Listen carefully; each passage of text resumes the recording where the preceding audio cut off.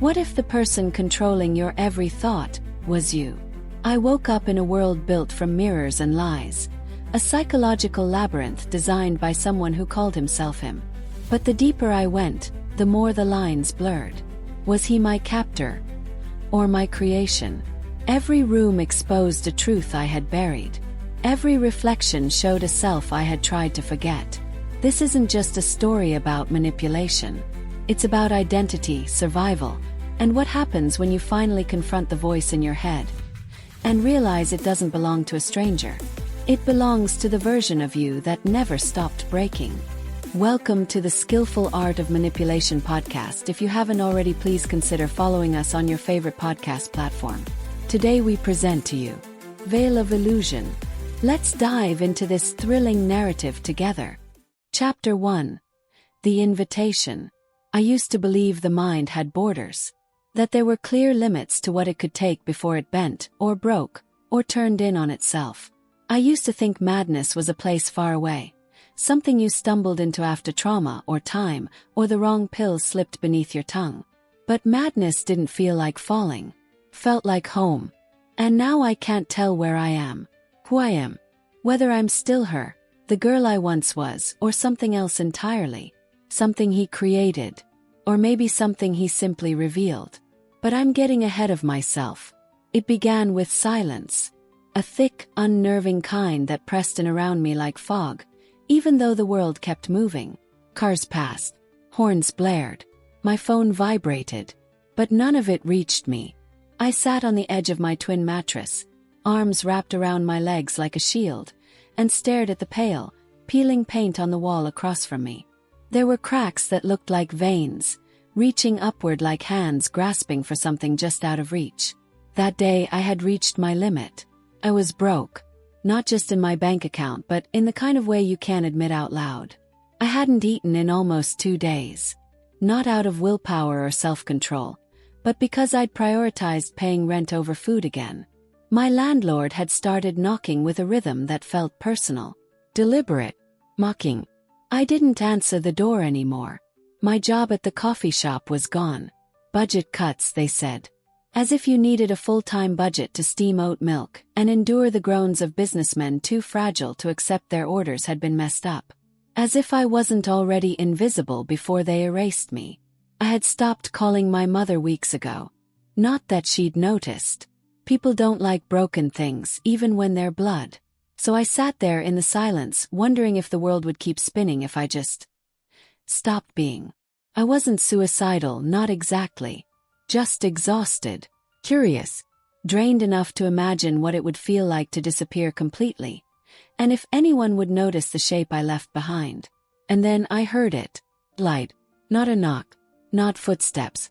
Just that low, slick sound of paper against wood. I blinked, sat up slowly, and stared at the gap beneath the front door. There it was. An envelope. A foil. Heavy like parchment stolen from a forgotten time. No stamp. No sender. Just my name written in an unfamiliar hand. Delicate, yet unervingly precise. The ink shimmered faintly, iridescent like oil on a puddle after rain. Sealed shut with a circle of blood-red wax, stamped with a spiral that seemed to draw my eyes inward. I don't remember walking to the door. 1 second I was frozen in bed, and the next I was kneeling in front of it, fingertips trembling as I picked it up. There was a scent on the paper, faint, almost imperceptible, like burnt roses and ozone, like a memory trying to come back but afraid to be seen. Opened it. Inside was a single card, thick black, smooth as glass. On one side, embossed in silver foil, were 6 words. We've been watching. You're ready now. That was it. No explanation. No instructions. Just those 6 words, and a strange, undeniable certainty crawling up my spine like cold fingers on bare skin. I should have laughed. Should have crumpled it, tossed it, buried it under the pile of unpaid bills and expired coupons. But instead I pressed it to my chest like it meant something. Like it had found me at the exact moment I needed to be found. That night I didn't sleep. The air in my apartment felt heavier than usual, like the walls were listening. I kept the lights on, but the shadows didn't recede. They lingered in the corners, deep and still and watchful. It happened around 3:17 a.m. I remember the exact time because I was staring at my phone, watching the minutes tick by, heart thudding like I was being chased even though I hadn't moved. And then he appeared. Not through the door. Not on my screen. But in my room. First I thought it was sleep paralysis. I'd had it before. That choking stillness. The pressure on your chest. The sense of something wrong just outside your vision. But this was different. He stood at the foot of my bed. Unnaturally so. Wrapped in a suit so black it seemed to suck the light from the air around him. His face was cloaked in shadow. No features, just a smooth void that pulsed faintly like a heartbeat. But I could feel his eyes. Watching me. No, not watching. Studying. "Do you want to know the truth?" he asked, his voice low and soft like silk unraveling in water. It wasn't threatening. It wasn't kind. It was something else entirely. Neutral like a scalpel.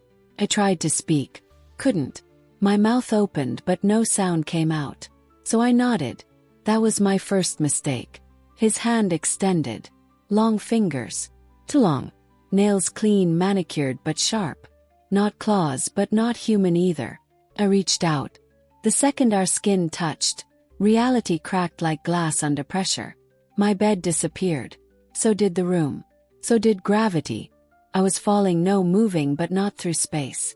Through memory. Through thought. Through some kind of mental corridor that smelled like candle smoke and rotting lilies. When I landed, it was soft. I opened my eyes and gasped. I was in a hallway made entirely of mirrors. Floor, walls, ceiling. All reflective but none showing me. Instead, each mirror held a version of myself. Some looked just like I remembered. Others were warped. Starving. Weeping. Smiling too wide. Dressed like strangers. Covered in bruises I didn't recall earning. Some were laughing. One was staring back at me. Blood running from her nose as she whispered something I couldn't hear. I turned in place, heart hammering. The hallway had no end. Or maybe too many. "Where am I?" I asked, my voice hoarse, unreal. He was behind me now, though I hadn't heard him move. "This is the labyrinth," he said. "The place between truth and lie. Where all the veils fall away." I spun around. He was still featureless. Still that dark suit. But now, there were cracks forming in his shadow. Light bleeding out like veins. "Why me?" I demanded, voice rising. "Why now?" He tilted his head. "Because you were already unraveling. I just gave you a thread." The mirrors rippled. One showed my mother, alone in the kitchen, whispering into the phone. "I can't help her anymore, she's not right." Another showed my ex-boyfriend in bed with someone else. The timestamp overlay confirming it had been during our 3rd anniversary. Another still showed me, staring into a mirror, smearing lipstick across my face while crying so hard I couldn't breathe. "No," I whispered, turning away. "These aren't real." "Not real to you," he said. "But that doesn't mean they're not true." My knees buckled. I collapsed, palms scraping against the cold, reflective floor. He knelt beside me. "Truth is not a destination," he murmured. "It's a process. And you've only just begun." The hallway started shifting. Walls folding in on themselves. Reflections merging. Memories bleeding together. I saw my face morph into my mother's. Into strangers. Into his. I tried to crawl backward, but the floor turned liquid. Sticky. Like molasses mixed with blood. And then I was falling again. This time into a room I knew all too well. My childhood bedroom. Except it wasn't right. The colors were off. The posters on the wall were things I never liked. A teddy bear I remembered burying in the backyard sat neatly on the pillow. And in the corner my mother sat, smiling. Except it wasn't her. Not really. Her mouth moved, but the voice that came out belonged to him. "You're beginning to see," he said, her lips moving out of sync. "This is only the beginning." Backed up. The door vanished behind me.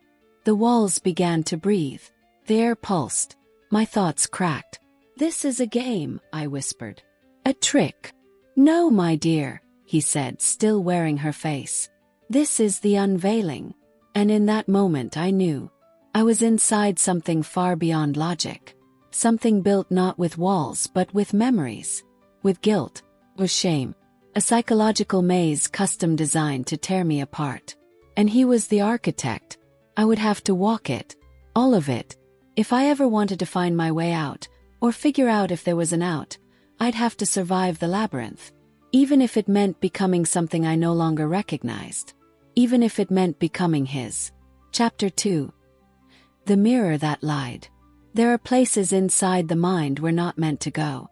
Rooms locked for a reason. Voices buried because they know too much. Memories smoothed over like bruises covered with concealer. We live on the surface and call it safety. But once you fall, really fall, those rooms open. The mirrors crack. And the lies you've told yourself stop whispering. They start screaming. That's what the labyrinth did to me. The moment I realized I couldn't leave, something inside me fractured. It wasn't just panic. It was something deeper. An unraveling of the little threads I'd sewn together to keep myself whole. All the denial. All the self-soothing affirmations. The lies I whispered to survive. He stripped them from me like layers of skin. I don't remember falling asleep. In fact, I don't think I did. Sleep in the labyrinth doesn't work the way it used to. Time folds. Space breathe. Night and day are suggestions, not laws. One moment I was curled in the corner of my replica bedroom, knees clutched to my chest, rocking back and forth to the rhythm of my own heartbeat. The next I was standing. The room had changed. No longer my childhood haven, but a long corridor soaked in crimson light. The floor shimmered like obsidian. The walls pulsed gently, like a throat swallowing something too big. I moved forward. Not because I wanted to. 'Cause I had to. There's a gravity here, subtle but absolute. You think you're making choices, but the labyrinth nudges you. It learns your rhythm, your fears, your memories. Doesn't just trap you, it becomes you. First, the corridor was empty. Then the whispers began. At first soft, like the rustling of leaves. But they grew louder with every step. I couldn't understand the words at first. Just a chaos of syllables slithering around my ears. Then a phrase cut through like a shard of glass. "You don't deserve to be loved." Froze. The voice was mine. Not the version I use in conversation, the one I polish for public consumption. No. It was the raw, cracked version. The one that comes out at 3 a.m. after a panic attack, after a bottle of cheap wine, after the last person I trusted walked out the door. I spun around, but there was no one there. Just my reflection, distorted in the wall. Except, it wasn't mimicking me. It was watching me. Her head tilted first. Then her lips parted. "You remember the closet," she said. "When you were 6. When you thought hiding would make it stop." I stumbled back. That memory wasn't real. No, it couldn't be. But the girl in the mirror kept talking. Her eyes were hollow. Her voice steady. Cold. "He came in anyway. Didn't he?" "Stop," I whispered. "You didn't tell anyone. You never did. Because even back then, you knew no one would believe you." I said stop. The corridor pulsed. The light shifted from crimson to violent orange. The floor cracked beneath my feet. I tried to run, but the ground turned to tar, pulling at my ankles, dragging me down. Behind me, dozens of mirrors lined the walls now. Each one held a different version of myself. Laughing, screaming, bleeding. Some stood completely still, their eyes black voids. Others pounded at the glass as if they were the ones trapped. I was the reflection.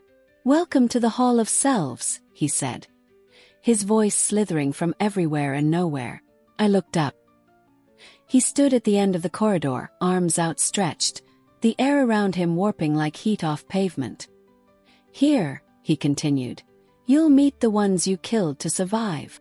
I didn't understand. Not yet. But I followed him. Because in the labyrinth, refusal is still obedience. The moment I stepped past him, the mirrors began to hum. And the first door appeared. Narrow. covered in carvings I couldn't decipher, symbols that felt ancient and wrong. I reached for the handle. It burned my skin. But I didn't flinch. The room behind it was a copy of my college dorm.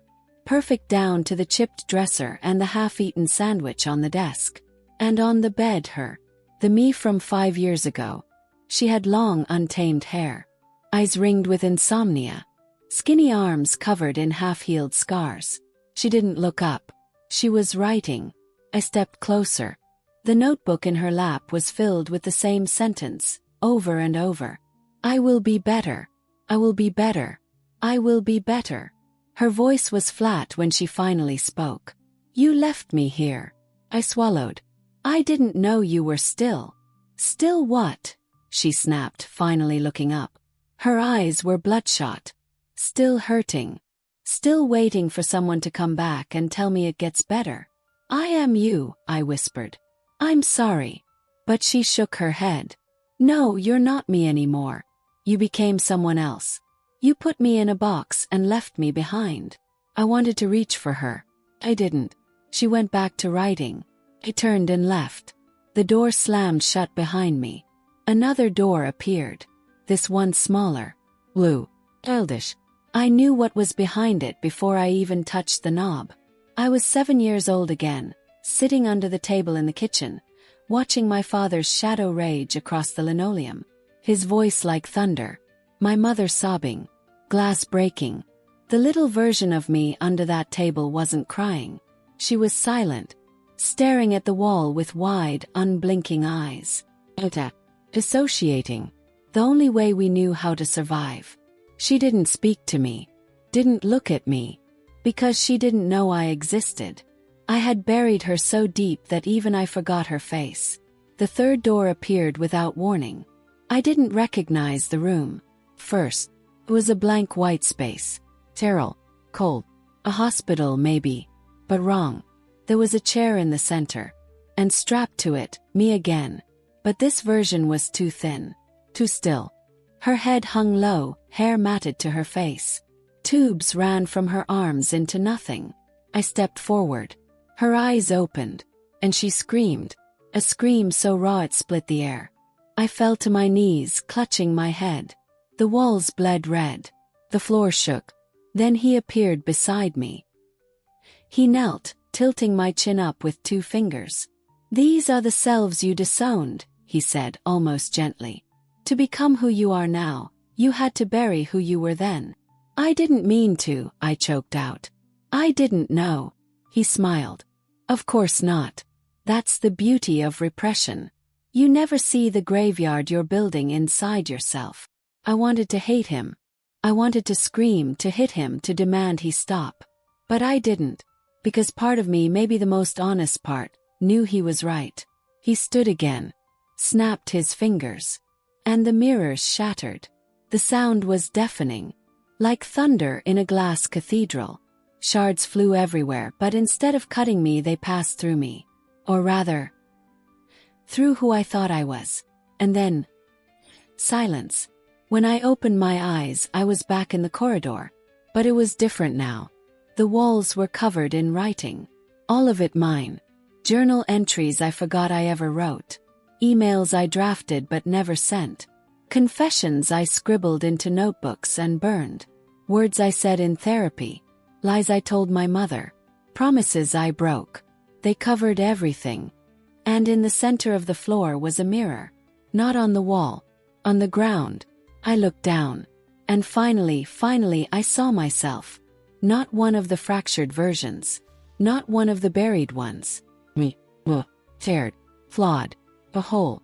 Tears welled in my eyes. And for the first time since entering this place, I breathed. But then I heard his voice again.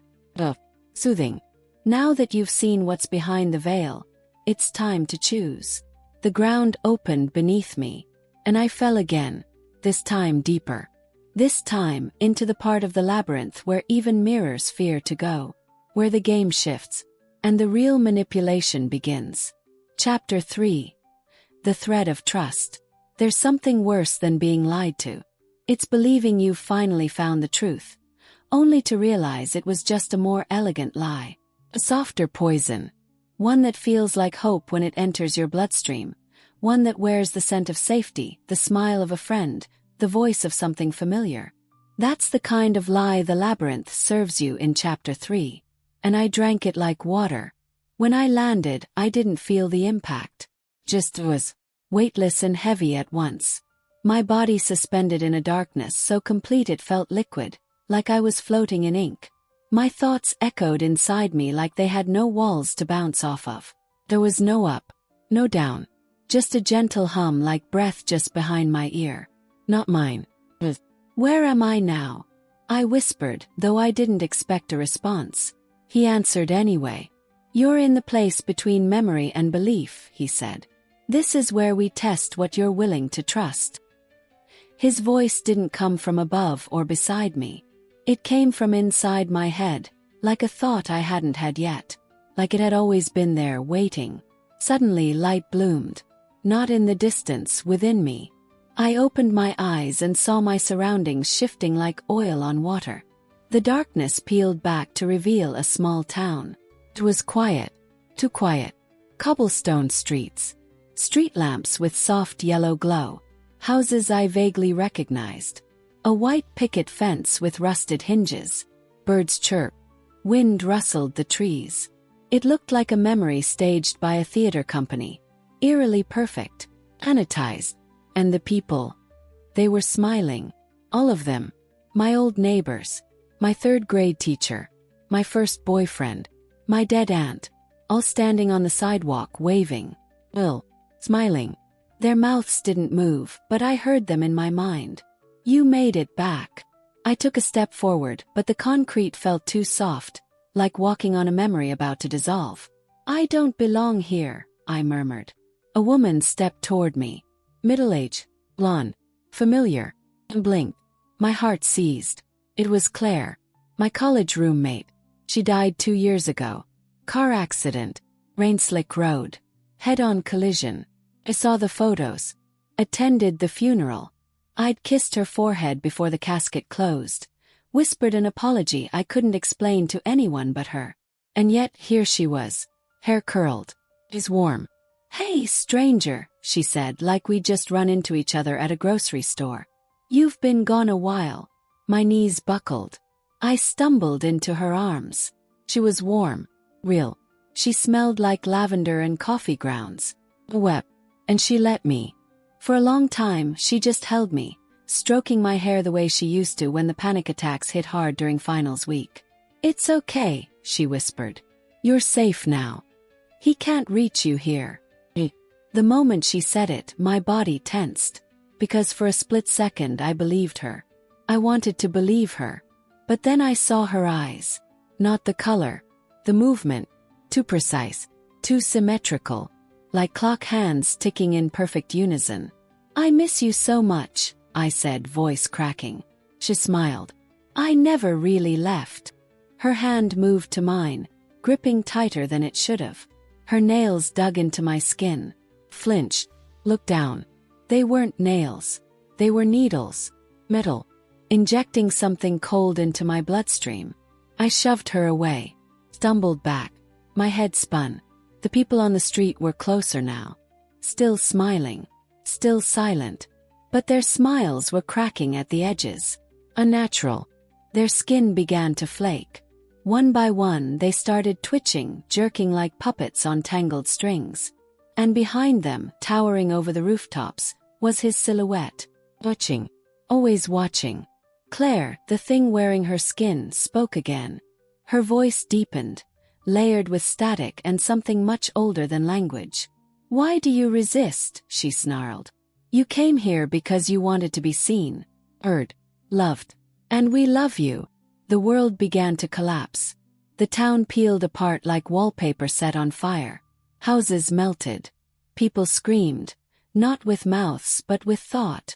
Their pain surged through my chest like lightning. Ran until the town blurred into darkness again. My feet pounded against shifting terrain. Stone, then grass, then carpet, then nothing. Eventually I fell through a wall I didn't see. And found myself in a room so familiar I wanted to vomit. It was his office. I had never seen it in the real world. And yet, I knew it. Mahogany bookshelves lined the walls, filled with red leather tomes. A fire crackled in a hearth that cast no heat. The air smelled like ink, old velvet, and secrets. He sat behind a desk, smiling, his face still featureless but now outlined. Harper. As if he'd earned the right to reveal more of himself. "Why did you run from her?" he asked casually, folding his hands. "She only wanted to help." "She's dead," I spat. "You used her." He cocked his head. "I gave you what you wanted, connection, forgiveness, safety. All you had to do was accept it. None of it was real." "Reality is subjective," he said. "Is pain real? Or the memory of pain? Is love real if it comes from a dream?" I stepped forward. "Why are you doing this to me?" His smile widened. "Because you asked me to." Froze. "No," I whispered. "I never." "Yes, you did," he interrupted. "Not with words, but with need. You called out. Every time you stared into the mirror and begged to understand why no one stayed. Why you hated yourself. Why you couldn't escape the shame woven into your bones." My throat tightened. He stood now. His form towered. "I am not your enemy," he said. "I am your architect." He walked toward me, and the room shifted with each step. The desk melted. The fire turned black. The book screamed. "You think this is torture," he continued. "But it is revelation. The only way out is through. You must walk every corridor. Face every self. Trust and be betrayed. And in the end, if you are still you, then you'll have earned the truth." My legs trembled. "I don't trust you. I don't need you to trust me," he said softly. "I need you to trust yourself." The floor opened again. I screamed as I fell. But this time, I didn't land. Instead, I found myself suspended in a vast open void. Stars flickering like dying neurons. A voice, not his, whispered in my ear. Child's voice. "You trusted him before," it said. "You followed him because you were alone. You let him lead because no one else came. But now you see, trust is not always a gift. Sometimes it's a leash." I turned, but no one was there. Just me. Floating. Bleeding light from every memory I couldn't face. And then I understood. The labyrinth wasn't just a prison. It was a mirror. And him, wasn't just a captor. He was a reflection of what I had given power to. My trauma. My guilt. My hunger to be chosen. And he had answered that hunger with open arms. But not for love. For control. Closed my eyes. And when I opened them, I was standing again. In front of another door. Painted white. Unmarked. Innocent. But I knew better now. I knew what waited behind every door wasn't truth. It was choice. And with shaking hands, I reached for the knob. Because for the first time, I was ready to question the story I told myself. Even if it meant shattering everything I thought was real. Chapter 4. Memory is a weapon. Have you ever questioned your most precious memory? Not the painful ones. Not the ones that wake you in a cold sweat or gnaw at your stomach during quiet moments. No, I mean the good ones. The ones you use to anchor yourself when everything else falls apart. The moments you cling to like a lifeline, whispering this was real. This meant something. What if you found out they were planted? What if you realized someone or something had built them for you? Would you still be you? That's the question the labyrinth asked me in Chapter 4. And I wasn't ready for the answer. The white door creaked open like a yawn in a funeral parlor. I stepped through expecting pain, violence, screams. Instead, got light, golden, warm, innocent. It wrapped around me like the first spring breeze after a long winter. The kind that makes you forget how cold the world can be. The kind that makes you believe, just for a second, that healing is possible. And that's exactly what made it dangerous.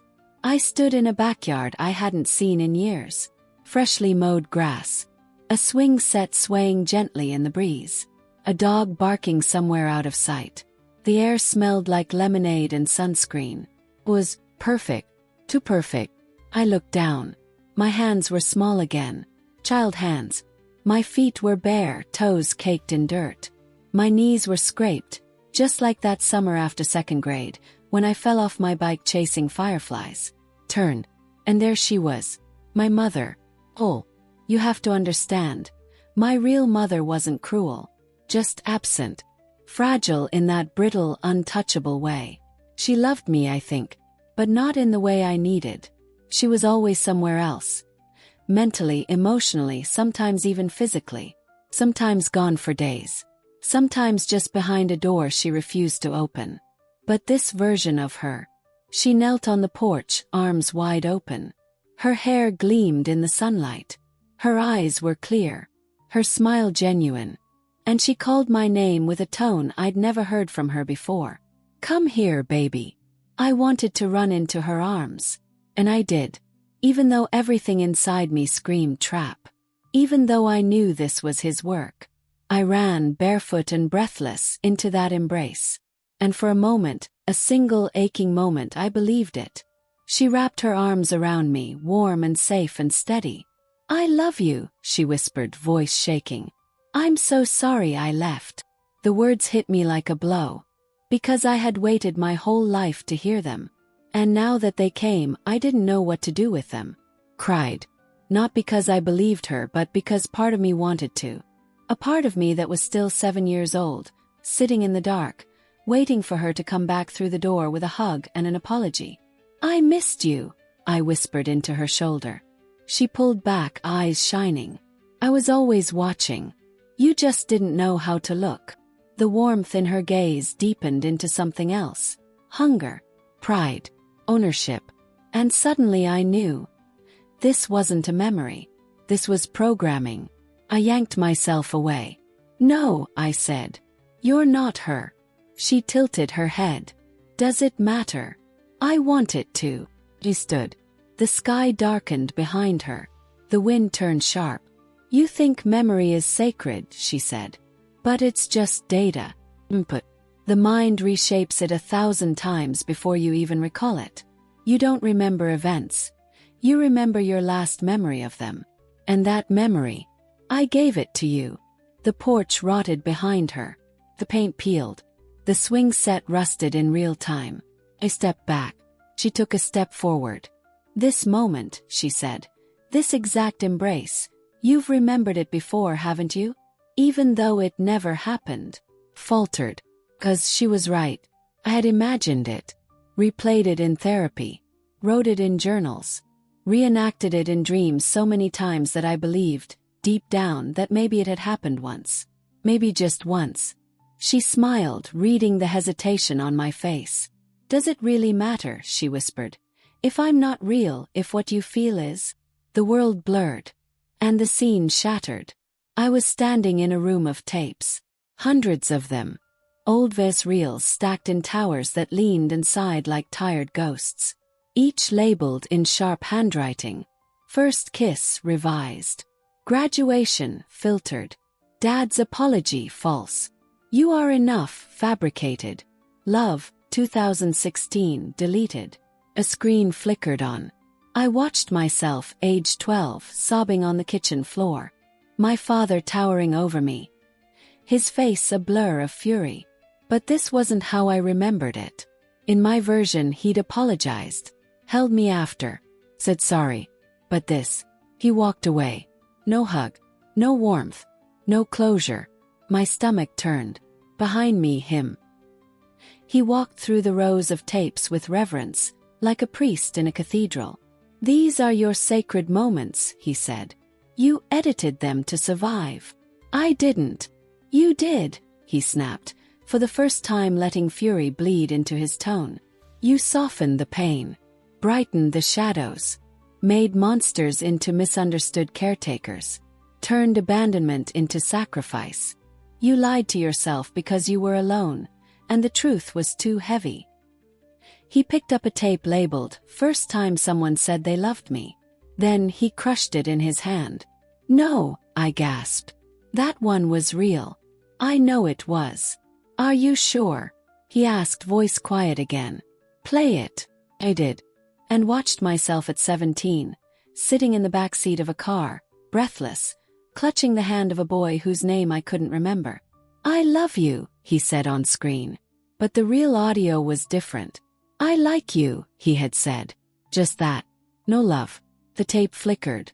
Overlaid memories. False inputs. My brain had added more over the years. To make it matter. To make me matter.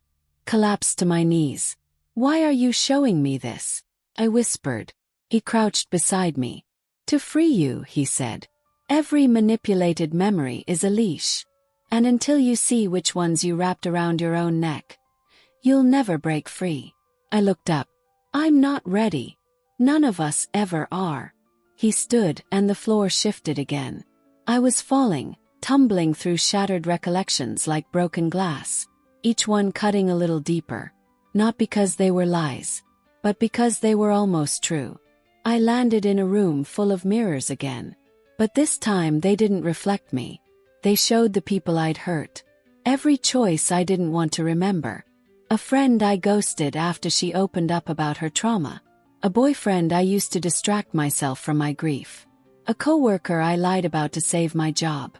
My little sister crying through the crack in the door, begging me not to leave. "You think you're the victim," Him said, stepping out from behind one of the mirrors. "But you've rewritten just as much as anyone else." "I was surviving," I said through clenched teeth. "And so was everyone else," he hissed. "So tell me, who gets to be the villain? The liar? The manipulator? You think I'm the monster here?" He gestured around the room. "I didn't write these. You did." I shook my head. "No. You built this place." "No," he said, stepping close. "You did. I just made it visible." The mirrors cracked. And behind them doors. Hundreds of them. Each one leading to a memory I had either twisted or tossed away. And I knew if I wanted to get out I had to walk through all of them. Alone. One by one. I turned to him. "Will I lose myself?" He smiled, not cruelly this time. "You'll lose who you pretended to be." He nodded. And stepped through the first door. Chapter 5. Who I am is who he made. There comes a moment in every descent when you stop asking, "Who am I?" and instead ask, "Was I ever anyone at all?" When I crossed the threshold of the fifth door, I knew I wasn't walking into another memory. This wasn't about the past anymore. This was about what remained. What was left of me now that all the lies had been stripped away? What voice still echoed inside my chest when the mirrors were shattered?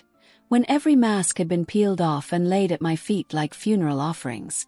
The room was dark. Not the suffocating black of earlier. This was something colder. An absence that hummed. A silence so deep it made me nauseous. The walls pulsed like the inside of a womb. Wet, membranous, alive. I wasn't walking on a floor. I was walking on nerve endings. Every step I took sent ripples through the space, and each ripple triggered something.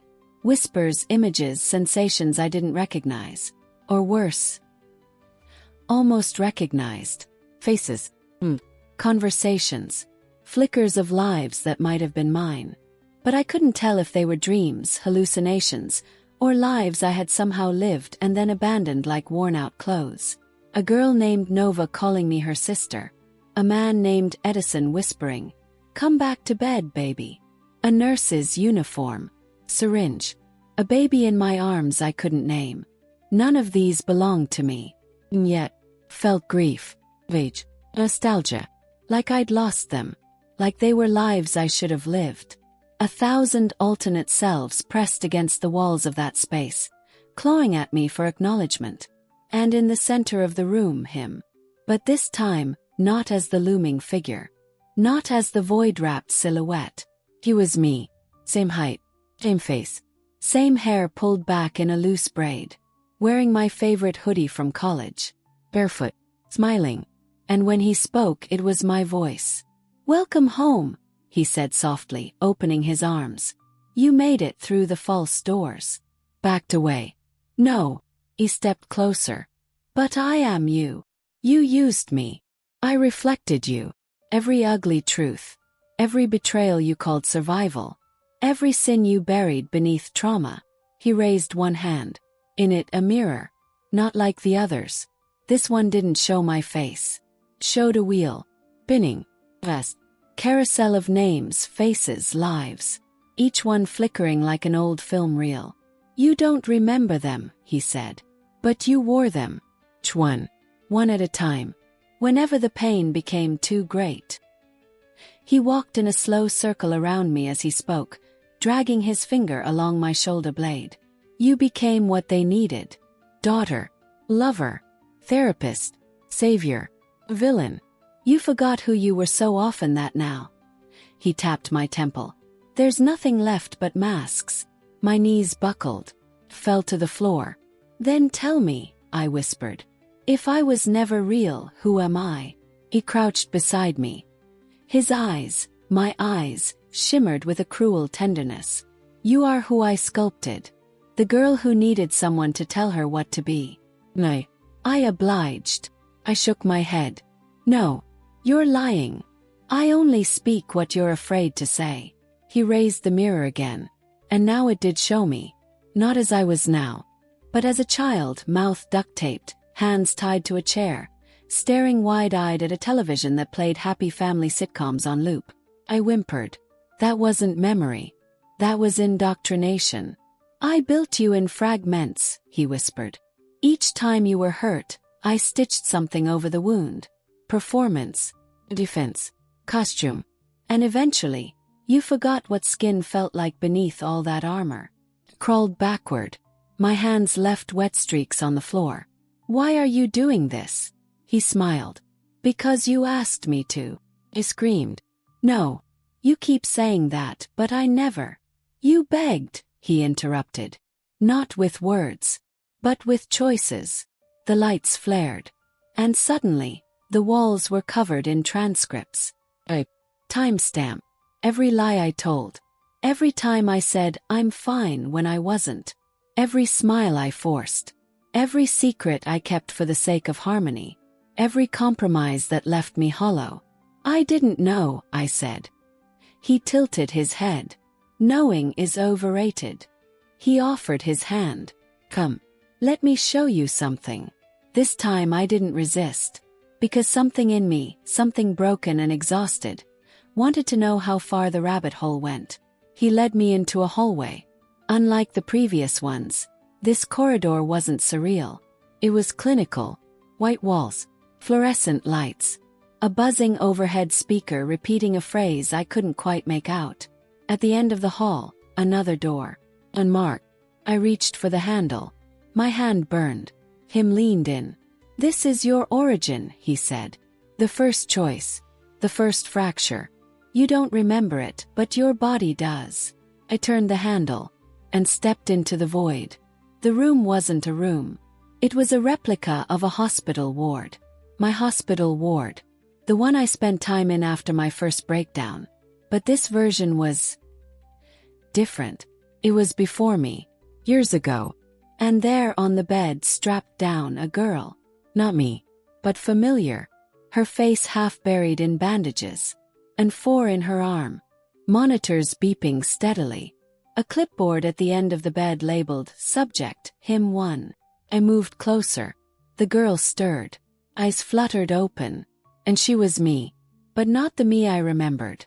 This version of me was raw. Stripped of affect. Blank. As if someone had erased everything and left behind a breathing doll. I turned to him, shaking. What is this? This was the first time I entered, he said. You were broken. Shattered. They couldn't help you. So they gave you to me. I was institutionalized, I whispered. They said I made you up. And yet, he said, spreading his arms. Here we are. He walked toward the girl in the bed. Brushed a hand across her forehead. She begged me to make the pain stop. So I gave her what she wanted. Structure. Purpose. A voice inside the noise. He turned back to me. I am not a demon. I am the scaffolding you built to stay upright. Tears streamed down my face. All this time, I thought you were the manipulator. I was, he said gently. Because you needed me to be. Silence. I looked at the girl in the bed again. Eyes half-lidded. Still breathing. Still waiting. Is she still in me? Yes. He nodded. She is what's left of your core. The last untouched version. The child you locked away when you chose performance over presence. I stepped forward, reached out. My hand trembled. She didn't move, but her fingers twitched. He felt me. And we cried. I had spent so long surviving that I had forgotten there was someone left to save. Not the persona. Not the mirror. But her. Myself. Unmasked. When I turned around again, he was gone. The ward dissolved. I was standing in a hallway once more. This one lined with doors. Each marked with a name I didn't recognize. Understood now. They weren't just doors to memory. They were doors to possibility. I had been so afraid of losing myself. But the truth was, I'd been hiding from her all along. And him. He had only ever been my echo. Now it was my turn to speak. Chapter 6. The illusion of freedom. Freedom has a taste. It's not sweet. It's metallic, like blood against your tongue after biting it in your sleep. It's fleeting, dangerous, and almost always a lie. Especially here, in this place built from mirrors and made of wounds. A place where even your own thoughts betray you. By the time I reached the 6th chamber, my legs felt carved from rusted iron. My breath was shallow, like I had been breathing second-hand air for days. I wasn't sure how long I'd been here. Hours, days, years. Time meant nothing in the labyrinth. Only suffering did. And yet this room felt different. No echoes, no whispers, no reflections. It was quiet. Too quiet. I stood in a long hallway, sterile white and impossibly straight, lit from above by a row of harsh, flickering lights that buzzed like insects on the verge of death. And at the far end, something I hadn't seen once since entering this place. Door. Real door. Weathered. No glowing runes. No whispering hinges. No symbols etched in bone. Just a doorknob. And a simple brass plate that read, "Exit." I didn't believe it. Couldn't. I stared at the word until it lost its meaning. Exit. Exit. Exit. Like some sick joke scrawled on a wall by a dying god. I looked behind me. The hallway stretched endlessly into darkness. For the first time, there were no doors lining the walls. No detours. No choices. Just forward. Or back. My pulse stuttered. Because I knew him. I knew his favorite game. Hope. Hope was his scalpel. He'd spend chapters carving you open with despair, only to gently sew you up with the promise of escape. So you'd chase it. So you'd reach for it. So he could tear it from your hands and watch you bleed again. I took a step forward anyway. Because even if it was a lie, I needed it. I needed the idea of an ending. With every step I took, memories rose around me like ghosts trapped in static. Not whole scenes, just flashes. Mom sobbing on the floor with the phone pressed to her temple. My ex's hands around my throat. His words slurred. His apologies even sloppier. The sterile scent of a hospital room. A doctor shaking his head. A clipboard I wasn't allowed to see. The moments I had buried. Denied. Rewritten. But now they came back with perfect clarity. Like they'd been waiting for this hallway. Waiting for this exit. Because you can't leave until you own what you're leaving behind. The closer I got to the door, the heavier the air became. Like walking into a furnace. And then I heard him. Not above. Not around. Inside. "Are you sure you're ready?" His voice murmured, low and velvet and close to my ear. Ready to leave all of this behind. The questions. The selves. The pain. I ignored him. He laughed. "You think freedom is the reward for endurance? It's not. It's the final illusion." The doorknob was cold. I wrapped my fingers around it. Turned easily. Too easily. Soft click. And the door swung open. Like blinding. The world beyond the door was normal. I stepped through barefoot, breath hitched. It was morning. Actual morning. My apartment. The smell of toast. Birdsong through the cracked kitchen window. The ache in my chest vanished. My legs steadied. My vision sharpened. I was home. Somehow. I was home. I stared at my couch, the photo frame on the mantel, my old textbooks on the table, even the burn mark on the countertop from the time I'd spilled a full mug of tea in a panic attack. It was all here, real, in touch, like none of it had happened, like I'd woken from a nightmare. Was that all it had been? Psychotic break. I turned in a slow circle, breath catching. The weight was gone. The dread. The voices. The mirrors. It was over. And for a moment I believed it. I let myself collapse onto the couch, laughter bubbling in my throat like I hadn't heard it in years. Cried. Wept. But then, my phone buzzed. I wiped my face and reached for it. Unknown number. No message. Just a single notification. Session number 6. Complete. My blood froze. Clicked it. The screen flashed white. And my reflection stared back. But not in the phone's black screen. In every surface of the room. The television. Toaster. The window. All of them reflected me. Except not quite. Each version of me was slightly different. Twitch here. Tear there. One grinned with blood on her teeth. One held a scalpel. One was whispering something I couldn't hear, over and over again. The laughter died in my throat. I stood slowly, back toward the door. Tried the knob. My phone buzzed again. This time a voice memo. I tapped it with shaking hands. And his voice filled the room. "I told you, didn't I?" he said almost tenderly. "Freedom isn't an ending. It's the final veil. The last deception. You didn't escape the labyrinth. You simply entered the deepest layer." "No," I whispered, eyes scanning the walls, my breath fogging the mirror behind the TV. "You're lying." "Am I?" Turned slowly. The room was wrong now. Too quiet. Too symmetrical. Too curated. The kind of quiet that isn't absence of noise, but the design of it. My bookshelf blinked. Literally blinked. Eyes in the spines of the books. The coffee mug on the table wept black liquid. The rug was breathing. And the reflection in the mirror wasn't me anymore. It was him. Wearing my skin. Smiling with my teeth. Sitting exactly where I was sitting just moments ago. "You don't get to leave," he whispered from inside the glass. "Because there is no outside." I screamed. Grabbed a lamp. Smashed the mirror.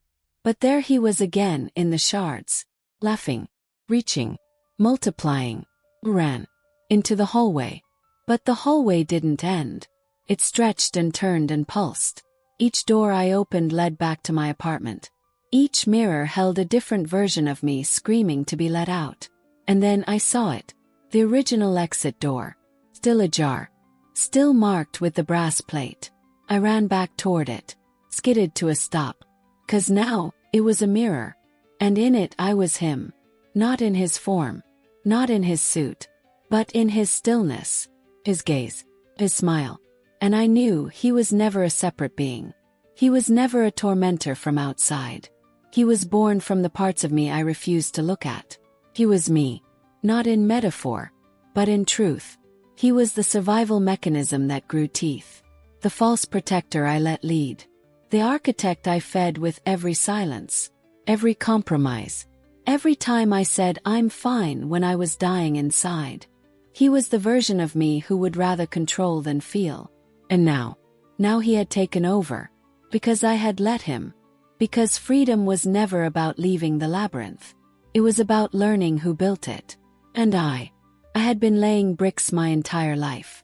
The last scene I saw before the door closed for good. Myself, staring into the mirror, smiling. And behind the glass her. The version of me I left behind in the hospital bed. Still watching. Still waiting. Still hopeful. And I whispered to her, "I'm coming back for you. Even if I didn't know how. Even if there was no map. Even if I had to destroy him to do it." Chapter 7. The self that remains. There's a silence that comes before a final decision. Not peace. Not calm. Not stillness. It's the kind of silence that holds its breath. That listens. That waits. It's the silence inside the eye of the storm. Just before everything splits open. And in that silence, you face the question you've spent your entire life avoiding. What part of me am I willing to kill? To be free. That's where I stood now. At the center of the labyrinth. No doors left. No mirrors. No corridors. No more illusions. Just me and him. But he wasn't looming anymore.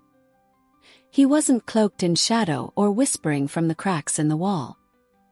He stood across from me in perfect stillness, wearing my body like it was custom-tailored. And I stood barefoot, bleeding from 100 tiny fractures, none visible to the eye, but all of them seeping from beneath my skin like light filtered through old glass. We didn't speak at first. We just stared at each other. Two versions of the same truth. One forged in trauma. One born from survival. And between us, a space so thick with meaning I could barely breathe. Finally, he tilted his head. "You made it," he said. His voice was no longer a distortion. No longer dripping with manipulation or elegance. It was flat now. Plain. "I always do," I whispered. "Do you?" he asked gently. "How many times have we stood here? How many times have you called this the end, only to start it over again?" Blink. "What?" He stepped closer, slow and measured. His eyes never left mine. "We're not in a linear story, darling. There's no beginning, no middle, no finale. There's just you wandering, dreaming, dismantling, rebuilding. I don't trap you. You trap yourself." I stepped back. The ground beneath me shimmered like glass atop deep water. "Why would I do that?" He smiled, soft and terrifying. "Because chaos feels like control when you're the one holding the lighter." He raised his hand and snapped. The world around us collapsed. And reformed. Instantly. Now we stood in a cathedral. Gothic arches curved overhead, stretching into an impossible sky where stars pulsed like open wounds. The pews were filled with every version of me I'd seen in the mirrors. Child. The addict. The liar. The girl who still waited for someone to save her. The woman who saved everyone else. They all stared silently. Some with hope. Some with fury. Some with hunger. "You built a religion out of your pain," he said, walking the center aisle. "You deified your trauma. Made it sacred. Made me sacred. You let the mask do the speaking so you wouldn't have to risk being wrong or fragile or real." I clenched my fists. "You manipulated me. You twisted my memories. I was your shield," he snapped. "Your answer. You didn't want to feel the weight of being you, so you gave me the wheel. I didn't lie. I protected. I obscured. I curated your perception like a work of art." He spread his arms. "Do you want it back now? The pain, the grief, the loneliness? Because once I'm gone, you'll have nothing to hold between yourself and the truth." Closed my eyes. Because he wasn't wrong. He never had been. That's what made him so dangerous. Every lie he told me was made from my own truths. Reshaped, polished, fed back to me like poisoned fruit in a silver bowl. I stepped forward slowly. The cathedral fell away. And we stood again in the first corridor. The one with the mirrors. But now the mirrors were blank. Silver gray and empty. Waiting. "I want out," I said softly. He turned to me. "You don't get to want out. You get to earn it." He held out a knife. Simple. Sharp. His blade reflected me. Not him. Not the mask. Not the broken pieces. Just me. Scarred. A little ruined. But still here. Still alive. "What is this?" I asked, though I already knew. His voice was gentle. "The only way out of the labyrinth is to leave behind the part of you that needed it." I stared at the blade. "I can't kill you," I whispered. He smiled. "But you can stop feeding me." Silence. Breath. Then I lifted the knife. And I walked to the mirror. Not the real me. Not the broken ones. Just the labyrinth version. The mask I had used for so long I believed it was skin. I raised the blade to its surface. And it didn't reflect me anymore. It reflected her. The girl in the hospital bed. The untouched core. The one who still believed in something other than pain. I pressed the blade to the glass and whispered, "I'm coming back." The mirror shattered. The sound was thunder. The ground split. And him screamed, but not in rage, in relief, because in that final moment, I saw him for what he really was. A scared little thing, made from grief and need and silence. He wasn't evil. He was just me. Before I knew how to heal. Before I chose to face the dark with open eyes. I woke up on the floor of my apartment. No mirrors. No whispers. No blood. Just the morning sun leaking through the blinds. I lay there for a long time, staring at the ceiling. Waiting for him to speak again. He didn't. And in that silence I realized. He was gone. Not destroyed. Not vanquished. But no longer in control. Because the labyrinth doesn't vanish when you walk through it. Just stops being your god. I still hear echoes sometimes. Late at night. When I walk past a mirror and flinch. When I feel the urge to fake a smile or agree just to keep the peace. But now I know better. I don't chase the exit anymore. Because the real freedom wasn't escape. It was integration.